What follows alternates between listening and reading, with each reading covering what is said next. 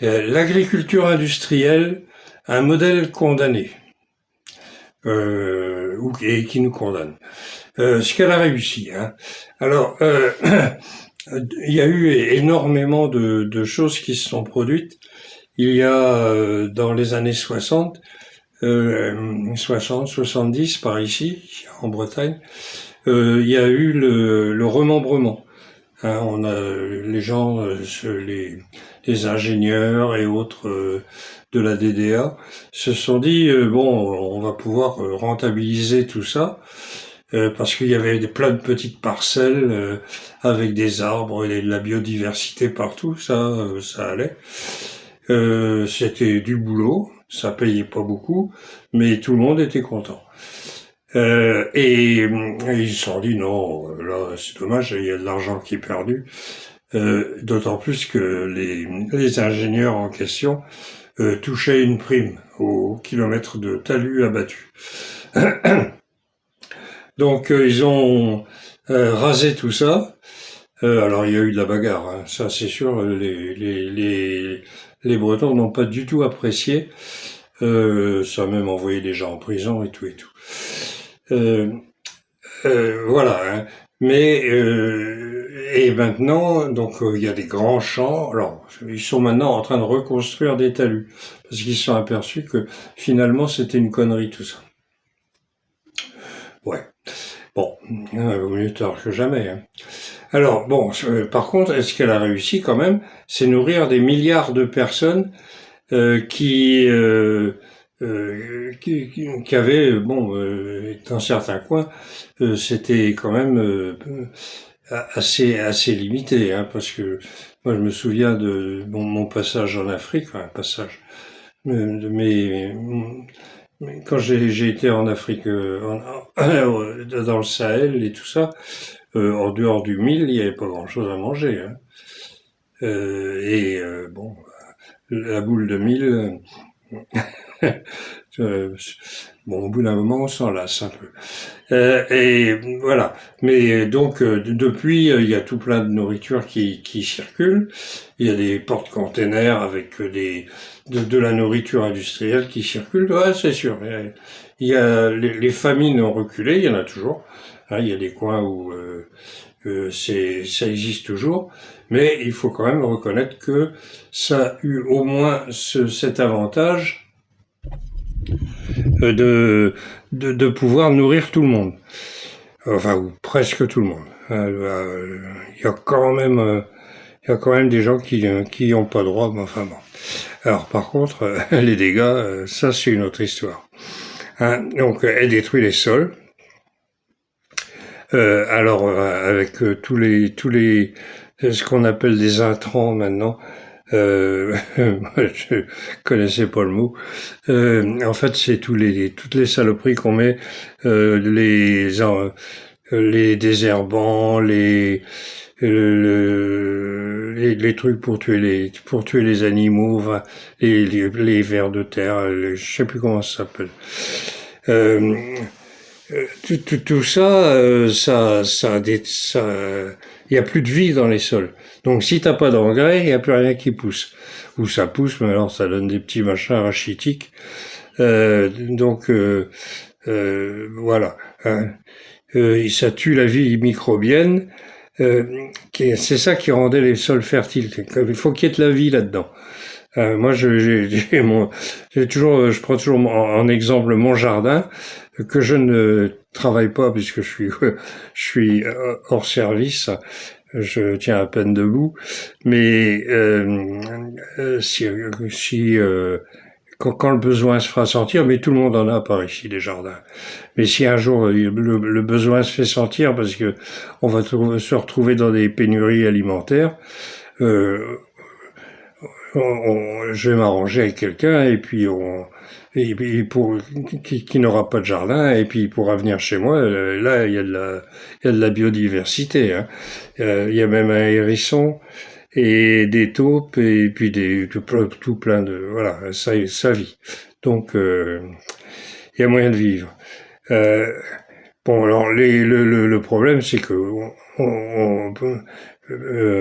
ce qui est fait actuellement, c'est des pesticides. Ah voilà, j'ai retrouvé le mot. Des pesticides qui liquident toute la vie. Euh, et, euh, et si on ne met pas d'engrais, hein, je me répète, mais si on ne met pas d'engrais, ça pousse plus. Donc et puis alors le truc c'était que avant il fallait travailler, c'était dur, hein, c'était du travail dans les champs. Dans ma jeunesse, j'ai participé aux moissons dans la famille. Euh, oh, c'était du boulot, hein, c'était à la faux. Ah ouais. Hein, et puis ils astiquaient la lame. Et oh là là, c'était folklore. Et puis il y avait la fête en plus. D'ailleurs, c'est comme ça que sont revenus les festounos, hein, les festnos pour les étrangers. C'est au pluriel, hein, les festou. Une fois que la journée était finie, tout le monde avait bien transpiré, avait bien bossé, et ben après ils mangeaient bien, ils buvaient bien, et ils chantaient, ils dansaient, etc. Là maintenant, t'as un mec sur un tracteur qui a un beau tracteur qui lui a coûté tout plein de millions, ou peut-être pas des millions, mais très cher, et il est obligé de rembourser. Et, et il est tout seul. Et puis quand il a fini sa journée, il va s'écrouler devant la télé. Et voilà, il y a un petit changement comme ça. Bon, alors, évidemment, tout ça, c'est très mauvais pour l'eau douce, parce que si tu as des sols qui sont morts, hein, l'eau, quand il fait sec, chaud comme ça, en ce moment, là, on n'a jamais connu ça, nous, hein, une canicule en mai, en Bretagne, hein, ça, c'est jamais vu. Euh, des sols qui sont durs comme du béton, il peut pleuvoir, la flotte, elle s'en va, elle pénètre pas. Donc les nappes phréatiques, walou, hein. Il faudra repasser. Donc, alors en plus, eux, ça empoisonne les. Et encore, par ici, il faut pas se plaindre parce que les gens sont pas trop branchés comme ça. Mais il y a des coins en France, du côté de, enfin, la Beauce, ouais, la Beauce. Enfin, ouais, dans certains endroits, c'est mort. Hein, combien de temps il va falloir avant que ça revienne? Ah, c'est un sacré truc. Euh, alors, donc la flotte, elle circule, elle coule là-dessus, elle tombe dans les rivières et puis ça finit dans l'océan. Qui n'avait pas besoin de ça puisqu'ils sont en train de monter. Le niveau de la mer est en train de monter. Donc c'est pas nécessaire, hein, franchement. Ce serait plutôt l'inverse qu'il aurait fallu faire. Mais enfin, mettre de l'eau salée, c'est pas non plus une bonne idée. Donc, alors évidemment, tout ça se fait avec une dépendance complètement délirante aux énergies fossiles, parce que tous les engrais, euh, tous les, tout, hein, et il faut absolument du pétrole. Il y en a même qui disent que, ah, je l'ai noté là, hein, l'agriculture est une machine à transformer du pétrole en nourriture. Voilà. En gros, quand on mange de la nourriture industrielle, on mange du pétrole. Ah. Bon, les engrais, dans le temps, on mettait du fumier. Hein, on avait les poules, les vaches, tout ça. Donc, on mettait du fumier, ça puait, mais c'était naturel. Euh, Maintenant, ben non, il y a plus ça, hein. Les pauvres vaches, on les voit plus dans les champs, en plus. Elles sont dans des étables. Quand tu circules ici, t'as plus de vaches, t'as pas d'animaux dans les champs. Non, non. Ou alors de temps en temps un cheval, mais pas un cheval de labour, un cheval qui va servir à un concours ou à une compétition quelconque. Voilà. Et quand on n'aura plus de pétrole, ben, on va regretter de ne pas avoir de chevaux.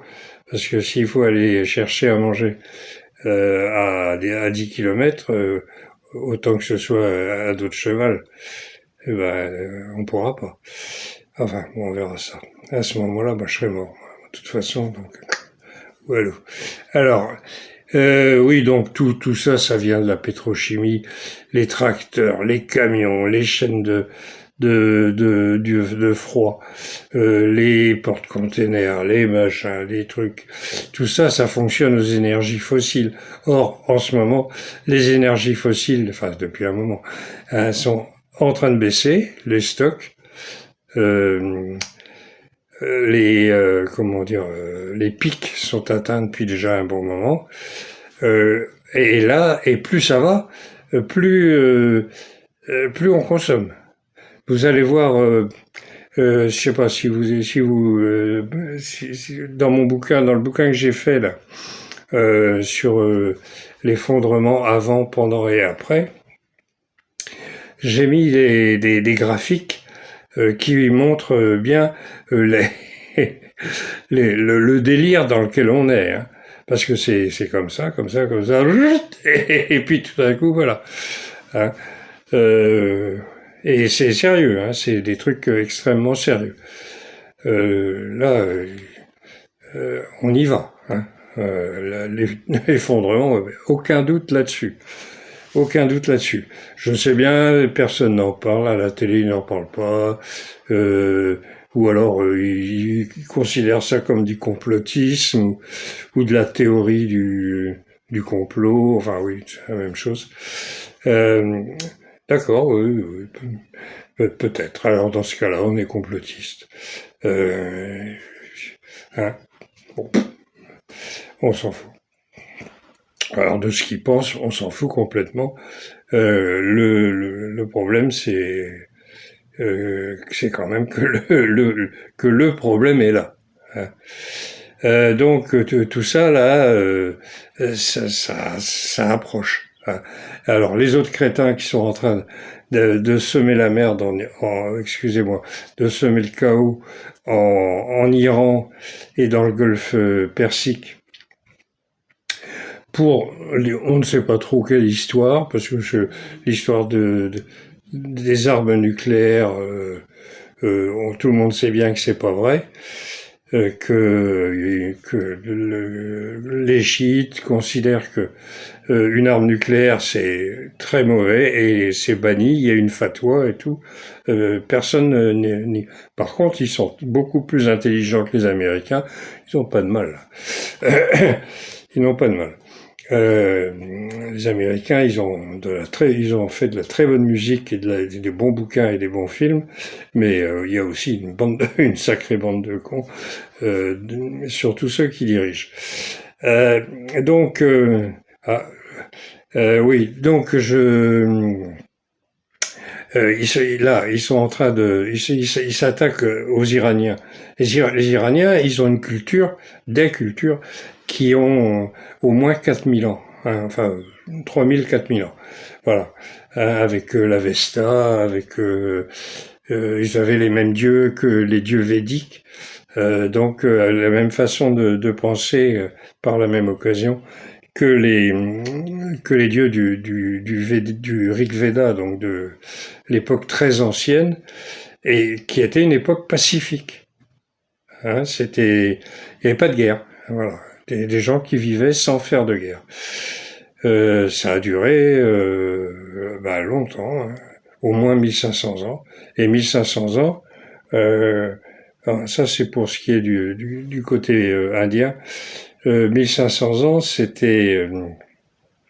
ce qui sépare Clovis de Macron. Hein. Et eux, pendant toute cette période-là, ils n'ont pas connu une guerre. Nous, on en a connu, je sais pas si, mais si on s'amuse à compter les guerres que la France a commis pendant ces 1500 ans, je ne sais pas si on aura assez de doigts. Euh, c'est sûr que non. Bon, alors heureusement il y a ce qu'on appelle les écolos. hein, et des gens qui font de l'agriculture bio. Donc ça existe déjà, surtout par ici aussi. Centre-Bretagne, on est assez branché là sur tout ce qui est bio et agroécologie, permaculture. Vous pouvez d'ailleurs trouver, c'est le bouquin de Yves Cochet, qui a été à un moment ministre de je ne sais pas trop quel gouvernement là, de gauche que c'était, mais il vit comme ça. Lui. Il a 2 ans de plus que moi. Il vit que de son jardin, parce qu'il peut le travailler encore. Voilà. Donc, il y a l'agriculture régénérative. Enfin, il y a un tas de systèmes qui sont en train d'être étudiés par des gens intelligents. Seulement, les gens intelligents ne s'enrichissent pas. Hein. Ceux qui s'enrichissent, c'est les gens cupides. C'est pas pareil. Parce qu'on dit, oh, celui-là, il est intelligent, il a réussi à gagner de l'argent. Non, celui-là, il est cupide et il a réussi à gagner de l'argent. Il était malin. Voilà. La meilleure explication que j'ai vue, que j'ai entendue un jour, c'était dans un documentaire sur des escrocs à la taxe carbone, enfin une embrouille comme ça.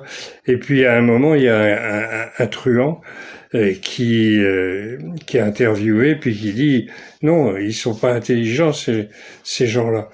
Ils sont malins, faut pas confondre. Parce que quand tu vas sur un braquage, par exemple, et que t'es pas sûr, tu connais pas bien le truc, tu te dis, ouais, celui qui est malin, il se dit, je vais trouver une astuce parce que je passerai par là et je vais me débrouiller comme ça. Et celui qui est intelligent, lui, il y va pas du tout. Et ben voilà. Moi, j'ai trouvé ça formidable. Voilà.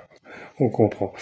Donc, la différence entre celui qui s'enrichit et qui produit de la merde, mais il s'en fout, parce que ça lui rapporte des sous, et puis celui qui fait du bon travail et qui il reste pauvre, mais c'est pas grave, ça le dérange pas, eh ben, la différence, elle est là. Ici, c'est assez fréquent. Je sais que un peu partout, c'est comme ça.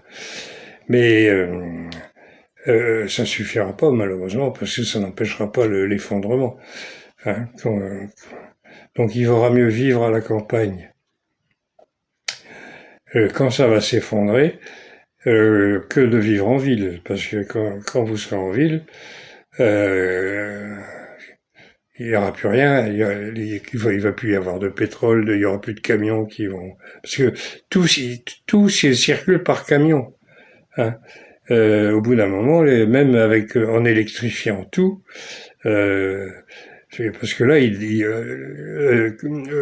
mais bon, même en électrifiant tout, on n'y arrivera pas. Hein. L'idée de Macron et puis de ceux qui pensent comme lui disent c'est pas grave, hein, il y aura plus de pétrole, on électrifie tout, on met des centrales nucléaires partout et ouais, pas de problème. Alors il y a juste quelques petits problèmes, c'est que d'abord il faudra de l'uranium et de l'uranium ben il y en a pas partout et puis les fournisseurs d'uranium ils nous aiment pas forcément, hein. Et comme tout le monde en voudra, on sera peut-être les derniers à être servis, au Niger par exemple. Hein.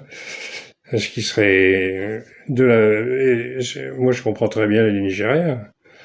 Hein. On les a considérés comme des sous-hommes pendant des siècles. Pas très long, pas de nombreux siècles, mais 2 ou 3 siècles, ou 4 siècles, je ne sais plus.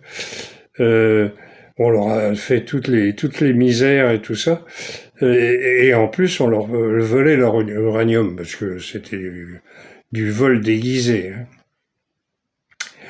Bon ben quand vous viendrez pour nous acheter de l'uranium, soit vous payez le prix normal avec peut-être une petite surtaxe quand même pour tous les dégâts que vous avez faits. Et etc. Bon, autrement, il y a le Kazakhstan, enfin, il y a d'autres endroits, mais tout le monde en voudra. Donc elle n'aura pas assez, ça c'est sûr. Hein. Et puis donc ça va déjà qu'ils sont en train de déclencher une guerre qui peut très bien se transformer en guerre mondiale nucléaire en plus. Euh, Comme ça, hein, pour des raisons soi-disant parce qu'il y a de l'uranium enrichi. Euh, oui, peut-être qu'il y a de l'uranium enrichi. Et alors, crétin. Enfin, tiens, il y a un voisin qui est en train de tondre son gazon là. Comme quoi, je suis pas complètement sourd. Ouais. Oui, donc et puis alors il y a aussi un autre truc, c'est le cuivre. Parce que rien que chez moi, qui suis pourtant relativement modeste en dépenses, en somptuosité, rien que les fils électriques pour la lampe, pour la tablette, pour l'ordinateur, rien que tout ça, mais ça fait déjà des grosses quantités de cuivre. Et quand il va falloir électrifier partout, tout et partout, euh, le problème, c'est que le pic du cuivre est passé déjà. Hein. Donc on peut le recycler, mais alors il y a du vol de cuivre ici, etc. Donc il y a déjà des gens qui recyclent. Aïe, aïe. Ça va pas être gai du tout. Et donc il y aura des guerres pour l'uranium, pour le cuivre, pour tout. Hein. Pour l'eau, ça a déjà commencé. Hein. Il y a eu un truc au Pakistan, entre l'Inde et le Pakistan. Ça a duré 4 jours. Et, les Pakistanais ont descendu trois rafales, je crois, que les Indiens avaient achetées à la France. Hein. Bon, on dit, on va arrêter là. Hein. Mais c'était pour l'histoire de l'eau. Ils voulaient faire un barrage sur l'Indus ou un affluent de l'Indus, parce que je pense pas que les Indiens aient accès à l'Indus. Ça devait être un affluent important. Euh, voilà. Bon. Là, il y a un autre gros drame qui se prépare. C'est le Brahmapoutre. Le Brahmapoutre, qui est la rivière la plus importante, ou le fleuve, appelez ça comme vous voulez, euh, le plus important qu'il y a sur Terre. C'est plus grand que l'Amazonie, que l'Amazone, et que le Nil. Alors ça coule en Chine, derrière l'Himalaya. Ça concerne le Pakistan, la Chine, et il va se jeter dans un delta en Inde. Après l'Himalaya, là, s'il descend.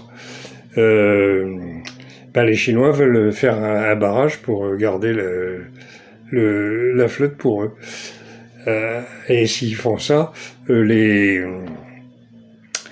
Pakistanais, et puis tout ce qui est les Bangladeshis et même les Indiens de l'Ouest, de l'Est, pardon, du Nord-Est, là ça va être le grand truc, et ils sont nombreux. Hein. Rien que, au moins 3 milliards, entre l'Inde et le Pakistan, ils sont environ 3 milliards, et entre l'Inde et la Chine, je veux dire, ils sont environ 3 milliards, vous rajoutez les Pakistanais, je sais pas combien ils sont beaucoup moins nombreux. Et il faut nourrir tout le monde. Comment on va faire quand il n'y aura plus de pétrole et tout? Ça arrive. Donc, on est tranquille, ça arrive. Voilà. Bon, voilà. Donc, ce que je veux dire, c'est le modèle, le modèle d'agriculture moderne,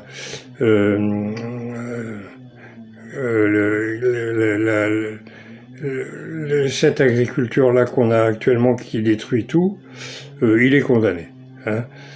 Alors pas parce que il est critiquable ou autre, mais parce que de lui-même, il se condamne et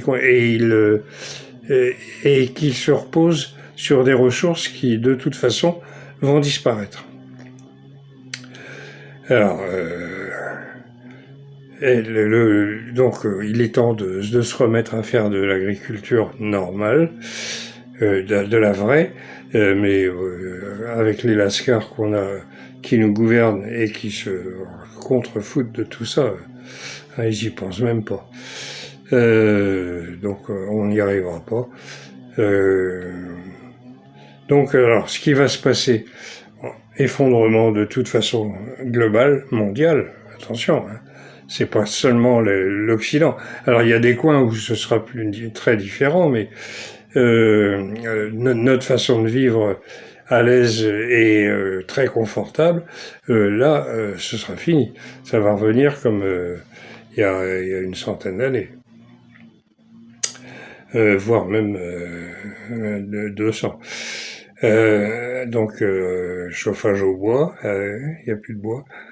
Hein. Enfin bon, éclairage à la chandelle.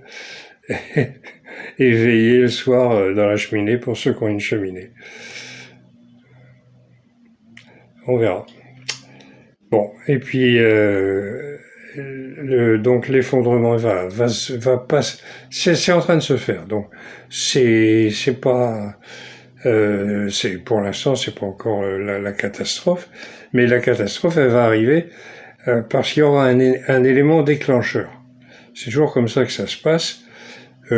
Tous les ingrédients sont là, mais ça se fait pas encore. Ça peut encore durer. Et puis tout d'un coup, il y a un truc qui n'était pas prévu, qui arrive. Ping, voilà. Et alors là, plof, tout s'écoule. Donc, il faut qu'on s'organise. Et ça, j'y tiens absolument. Enfin, j'y tiens. Moi, je m'en fous, je serais mort. Hein. Mais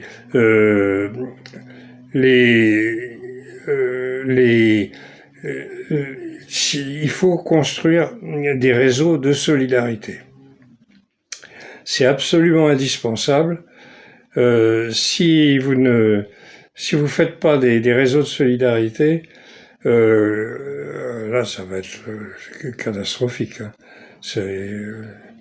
Donc, il faut déjà. Alors, ça existe déjà. Il y a des associations. Il y a déjà des gens qui se regroupent et tout ça.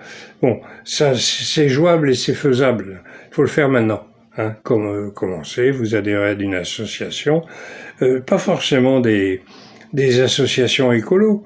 Hein, vous pouvez adhérer à un club de marche, à un truc de. Vous connaissez des gens, voilà. Hein, et ces réseaux de solidarité, ils sont là pour essayer d'éviter que ça soit trop catastrophique pour la population. Alors, une chose, hein, on ne s'occupe plus du tout des gouvernements et des grandes semondes. Hein, on les laisse entre eux, ils s'élisent s'ils veulent. On ne vote plus. On n'obéit que quand on est forcé. Et si bon, et on cherche pas les coups, c'est pas la peine. Pas de manif, sert plus à rien ça. Sinon prendre des coups et puis c'est pas la peine. Hein, on s'en occupe plus, voilà. Plouf. Oui, allez-y, machin, il parle, il a dit ceci ou cela. Oui, vas-y, cause, allez. Hein. Parce que si on les écoute, non. Bon, qu'ils soient de gauche ou de droite. Hein. Et alors, c'est toujours, alors très important et le plus important, c'est quand on fait des réseaux de solidarité comme ça, il faut surtout pas de chef. Hein, surtout pas de chef, quelle que soit la formule, hein, quel que soit le nom qu'on lui donnera, il n'en faut pas. Hein, il faut que ce soit des petits groupes. Il faut évidemment pas faire des grands machins. Il faut faire des petits groupes, qu'on puisse discuter et que des conseils de gens. Tout le monde a la parole. Et surtout pas de chef. Parce qu'un chef, même si au départ, s'il y a un gars qui est plus doué que les autres, et puis qui se dit, tiens, on va faire comme ça et tout, vous allez voir, on va gagner ceci et cela. Oui, effectivement, au début, ouais. Et puis au bout d'un moment, boum, boum, boum, boum, boum, boum, boum, boum, boum, boum, et puis voilà. Hein, donc ça nous donne des Trump, des Poutine, des Mélenchon, à la gauche, va m'en vouloir, des Le Pen, enfin tous ces gens-là, quoi, hein, qui veulent absolument être les chefs. Là, et avec les élections de 2027, ça va pas être triste. Oh, putain. Enfin bon, on verra. Bon, moi je m'en fous. Celui qui sera élu sera mauvais de toute façon. Et parce que c'est tout le système qui est mauvais, et quelle que soit la personne, c'est pas qu'au départ les gens sont mauvais. Hein, ils sont souvent bons, mais on n'est pas égotique avec un melon comme ça. D'ailleurs, on pourrait pas passer, on pourrait pas naître avec une tête comme ça. Non, hein, on le devient. Et on le devient parce que quand on rentre dans le système, c'est bon oh bon, j'arrête là parce que sinon je vais repartir sur les civilisations pyramidales et on aura largement le temps d'en reparler dans d'autres vidéos. Allez, Kenavo dans l'eau bonne continuation. Allez, à la prochaine et ce sera peut-être demain.